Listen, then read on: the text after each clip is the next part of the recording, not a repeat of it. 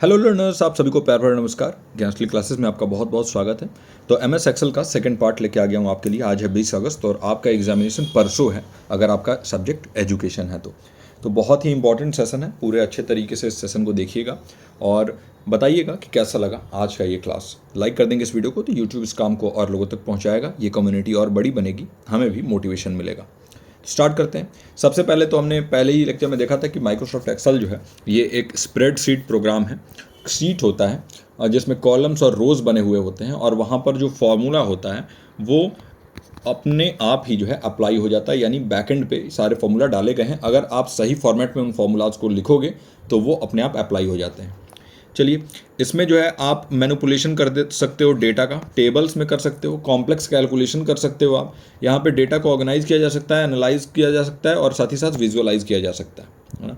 इसमें आप formulas use कर सकते हो, चार्ट्स जनरेट कर सकते हो, ग्राफ्स को जनरेट कर सकते हो और साथ ही साथ डेटा सेट्स को मैनेज कर सकते हैं। फॉर एग्जांपल, आपका एक क्लास है और क्लास में आपको अलग अलग जो है स्ट्रेटा बनाना है, अलग अलग ग्रुप बनाना है और बताना है कि कौन से बच्चे जो है वो मैथ्स में 10 मार्क्स ले आए, कौन से बच्चे मैथ्स में 9 ले आए, 8 ले आए। इस टाइप का एक डेटा टेबल बनाना है तो उसको भी आप कर सकते हैं एमएस एक्सेल के जरिए। तो किसी भी तरीके के इस टाइप के डेटा को अगर अरेंज करना है सीक्वेंस में या फिर उसको एक पर्टिकुलर फॉर्मेट में सेट करना है तो उसके लिए आप एमएस एक्सेल का यूज़ कर सकते हैं। इसको बिजनेस में भी यूज किया जा सकता है, फाइनेंस में, रिसर्च में, इस टाइप की सारी चीज़ों में यूज़ किया जाता है। ये सारी चीज़ हमने पहले ही देख लिया था।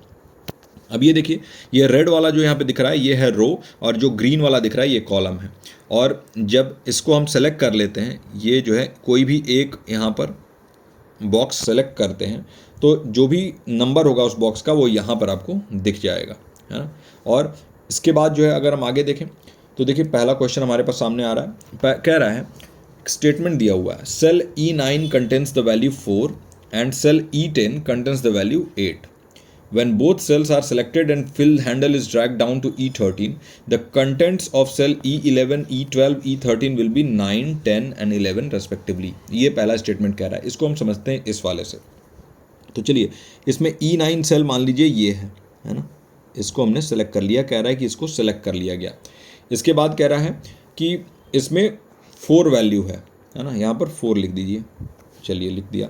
अब कह रहा है कि सेल E10 है, इसमें 8 है, तो E10 ये है और इसमें जो वैल्यू है वो है 8। ओके, हो गया। अब दोनों सेल्स को हम सेलेक्ट कर रहे हैं और फिल हैंडल को ड्रैग कर रहे हैं नीचे की तरफ E13 तक। तो देखिए, इन दोनों सेल को सेलेक्ट करके और E13 मतलब ये है और यहाँ तक अगर हमने ड्रैग किया तो कह रहा है कि बताइए कि जो कंटेंट्स होगा E11, E12 और E13 में ये क्या होगा, 9, 10 और 11 होगा क्या। तो देखिए, यहाँ पर E11 ये है, E12 ये है और E13 है। तो इसमें कह रहा है ये यहाँ पर 9, यहाँ पर 10, यहाँ पे 11। लेकिन एक चीज़ आपको देखने को यहाँ मिल रहा है कि देखिए, ये है यहाँ पर 4 और इसका डबल हो रहा है यहाँ पर 8। तो अगर इन दोनों को आपने सेलेक्ट किया तो इसके हिसाब से अगर हम देखेंगे तो 9, 10, 11 तो हो ही नहीं सकता है, क्योंकि अगर ये 4 के बाद 5 होता तो फिर हम मानते हैं कि हाँ 6, 7, 8 हो सकता है या ऐसा कुछ, है ना। तो इसका मतलब ये है कि यहाँ पर जो फॉर्मूला लग रहा है वो लग रहा है =A और उसके बाद से 3 या फिर A3+1 कर सकते हैं आप, है ना, A3+1। तो इसमें क्या हो रहा है कि आपने A3 को सेलेक्ट कर लिया और उसमें +1 जोड़ दिया। A3 जो है यहाँ पर कोई भी, जैसे यहाँ पर A9 है ना, A9 से स्टार्ट किया तो A8 को सेलेक्ट कर लिया और उसमें +1 आपने जोड़ दिया। तो ये हो गया आपका, है ना। तो अगर ऐसा लग रहा है यहाँ पे फॉर्मूला तो इसका मतलब ये है कि अगले वाले में भी +1 होगा। मतलब यहाँ पे +1 होता तो 5 होता, तब यहाँ पर 6 होता, 7 होता, 8 होता। लेकिन यहाँ पर जो फॉर्मूला लग रहा है ये क्या हो रहा है, इसमें डबल हो रहा है, यानी कि 4 के बाद 8 आ जा रहा है। तो 8 के बाद जो है यहाँ पर फिर अगर उसका डबल करें तो 16 आ सकता है ना। तो इसलिए ये वाला फॉर्मूला जो है बिल्कुल नहीं लगेगा। यहाँ पर 9, 10 और 11 तो नहीं होने वाला है ना। तो 9, 10, 11 इसलिए नहीं होगा क्योंकि जो पैटर्न है फॉर्मूला में जो यूज़ हुआ है A3 और यहाँ पर एस्ट्रिक बना लीजिए ये और $A $1 यहाँ पर। अब ये जो है A1 को एक फिक्स रखा है और A3 से मल्टीप्लाई कर करके जो आ रहा है वो यहाँ पर नीचे होता जाएगा। तो यानी कि इसका जो करेक्ट आंसर होगा वो 9, 10, 11 नहीं होगा। तो ये तो स्टेटमेंट गलत हो गया। अगले स्टेटमेंट को देखें तो जो फॉर्मूला है E9 में वो कह रहा है कि A3 * ये वाला $A$1 ये अगर है तो बताना है कि क्या $A$1 ये एब्सोल्यूट रेफरेंस है और A3 जो है ये रिलेटिव रेफरेंस है। तो देखिए आपको मैं एक चीज़ बता देता हूँ एब्सोल्यूट रेफरेंस और रिलेटिव रेफरेंस के बारे में, है ना। तो देखिए जब भी अगर आप सिंपल कोई भी एक फॉर्मूला लिख दे रहे हो, जैसे ये A3 है ना, तो इसमें आप सिंपल एक सेल को सेलेक्ट करेंगे तो ये आपका हो गया क्या, ये आपका हो गया रिलेटिव रेफरेंस। और वहीं एब्सोल्यूट रेफरेंस के बारे में अगर बात करेंगे तो किसी एक सेल को लेके और सबसे आप अगर उसको कॉमन लेके और सबसे मल्टीप्लाई कर रहे हैं, डिवाइड कर रहे हैं या जो भी कर रहे हैं, तो उसको हम एब्सोल्यूट रेफरेंस कहते हैं। हाँ, अब इसका मतलब ये हो गया कि ये तो एब्सोल्यूट रेफरेंस है और ये रिलेटिव रेफरेंस है, लेकिन यहाँ पर अगर हम देखें तो यहाँ पर इसको हम मिक्स रेफरेंस कहते हैं। याद रखिएगा, जब दोनों मिक्स होके आ रहा है तो इसको हम मिक्स रेफरेंस कहेंगे, ना कि एब्सोल्यूट कहेंगे और ना ही इसको रिलेटिव कहेंगे, अलग अलग नहीं कहेंगे। अगर सिर्फ एक दिया होता तो फिर आप इसको कहते कि हाँ ये जो है ना रिलेटिव रेफरेंस है, लेकिन ये दोनों अगर साथ में दिया है तो ये मिक्स्ड रेफरेंस है और इसीलिए जो इसका करेक्ट आंसर हो जाएगा वो हो जाएगा, देखिए ये सेकंड वाला भी आपका जो है गलत हो गया और ये भी गलत हो गया, तो यानी both statements are incorrect, B इसका करेक्ट आंसर हो गया। अब देखिए एक यहाँ पर आपको क्वेश्चन दिया हुआ है, कह रहा है कि नीचे में जो फॉर्मूला है और टेबल दिया हुआ है इसके बेसिस पे आपको बताना है। देखिए ये है आपका formula C4 is equal to, देखिए C4 और यहाँ पे C4 यहाँ लिख के इज इक्वल टू फॉर्मूला लग रहा है, ये is equal to $A3 plus B2, ये एक फॉर्मूला है और इस फॉर्मूला को कॉपी कर दिया गया C5 में। तो देखिए C4 ये है और इसको कॉपी कर दिया है C5 में, है ना, ये देखिए ये C5 है। तो अब इसमें बताइए कि कौन सा इसका ऑप्शन सेलेक्ट कर, कौन सा ऑप्शन इसका करेक्ट होगा। पहला है 9, दूसरा है 8, तीसरा है 17 और चौथा है 16। तो देखिए अगर हम इसके करेक्ट आंसर को देखें तो सबसे पहले तो इस फॉर्मूला के एडजस्टमेंट को हमें समझना होगा। C4 में अगर लिख रहा है ये इज इक्वल टू $A3 और प्लस B2 अगर लिख रहा है तो इसको C5 में कॉपी करने के बाद जो फॉर्मूला होगा वो एडजस्ट होके क्या हो जाएगा, देखिए ये हो जाएगा is equal to $A4 plus B3। A4 क्या दिया हुआ है, A4 है आपका 8 और B3 क्या दिया हुआ है, B3 यहाँ पर अभी कुछ दिया हुआ नहीं है ना। तो यहाँ पर अगर हम देखें तो क्या होगा, सबसे पहले तो हमें C5 का वैल्यू फाइंड आउट करना होगा। तो A4 में क्या दिया हुआ है, A4 में 8 दिया हुआ है, तो 8 हमने जान लिया कि भाई A4 जो है ये 8 है। अब B3 क्या है, B3 जो है वो 0 है ना, क्योंकि ये एम्प्टी है तो इसको 0 मानेंगे हम।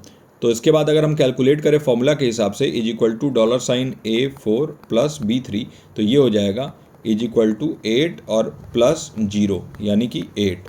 तो क्या होगा, कह रहा है कि इसको अगर आप C5 में कॉपी करेंगे तो क्या होगा, the value in C5 is 8। तो यहाँ जो C5 में जो वैल्यू होगा ना वो हो जाएगा 8, है ना। तो इसलिए जो C5 की वैल्यू होगी वो 8 होगी, ना कि यहाँ पर 9, है ना। तो ये उसका करेक्ट आंसर हो जाएगा। अब अगला क्वेश्चन देखते हैं। अगला क्वेश्चन है सेल D4, यहाँ पर देखिए D4 सेल है, तो D1 D2 D3, तो ये हो गया आपका D4 सेल, इसके बारे में बात कर रहा है। इसको फॉर्मूला अगर इसमें लगाएं A2 प्लस $B3 ये लगा हुआ है, तो कह रहा है कि इसको अगर हमने D5 में कॉपी कर दिया, तो देखिए D4 में तो ये फॉर्मूला लगा है और D5 में इसी को कॉपी कर दिया, तो इसके बाद फॉर्मूला में वापस से चेंज आएगा, आपको मालूम है। तो ओरिजिनल फॉर्मूला है आपका ये, और इसमें चेंज होने के बाद जब आपने D5 में इसको कॉपी किया तो ये हो गया आपका is equal to A3 plus $B4।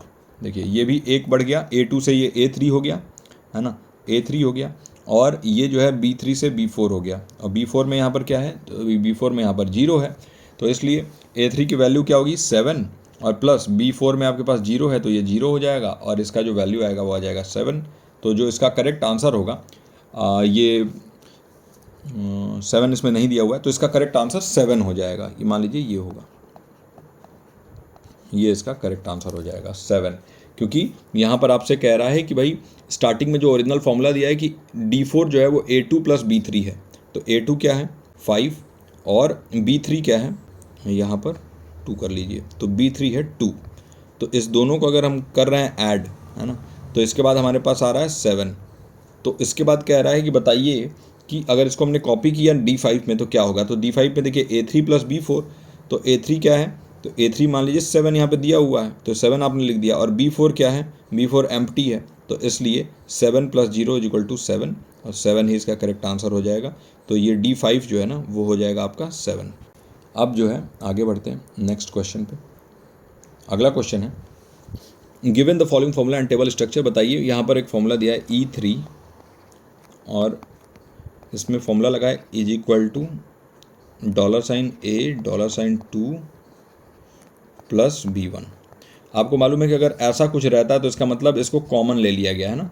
अब इससे ही जो कुछ करना है, या तो मल्टीप्लाई हो या जो भी हो, कॉमन ले लिया गया है, तो यानी A2 तो कॉमन हो जाएगा, है ना।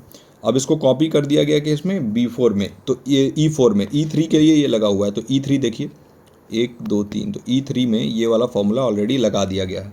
तो A2 + B1 कितना होगा, अब देखिए यहाँ पर A2 है आपका और B1 कितना है, 3 है, तो यानी कि 8 हो जाएगा।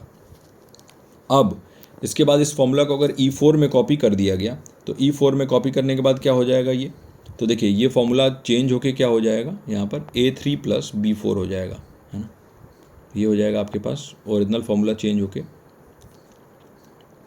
नहीं सॉरी, ये $A $2 ये तो कॉमन ही रहेगा क्योंकि ये इन्होंने कॉमन लिया हुआ है, और इसमें प्लस जो है B1 की जगह पे यहाँ पर B2 हो जाएगा क्योंकि एक सेल आगे बढ़ रहे हैं। तो B2 में क्या दिया हुआ है, B2 में 2 दिया हुआ है, और ये तो कॉमन ही होगा 5, तो 5 + 2 7, तो यानी कि E4 में जो आएगा वो हो जाएगा 7। तो 7 जो है इसका करेक्ट आंसर हो जाएगा A is the correct answer.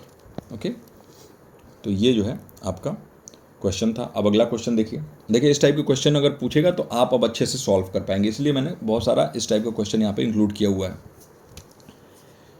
Formula in cell F2, देखिए F2 कौन सा है, तो F2 ये है, आप समझ पा रहे हैं ना। देखिए ये सेकंड वाला है, ये रो, और ऊपर से कॉलम नंबर F, तो F2 के लिए क्या फॉर्मूला लग रहा है, C1 माइनस में $A2।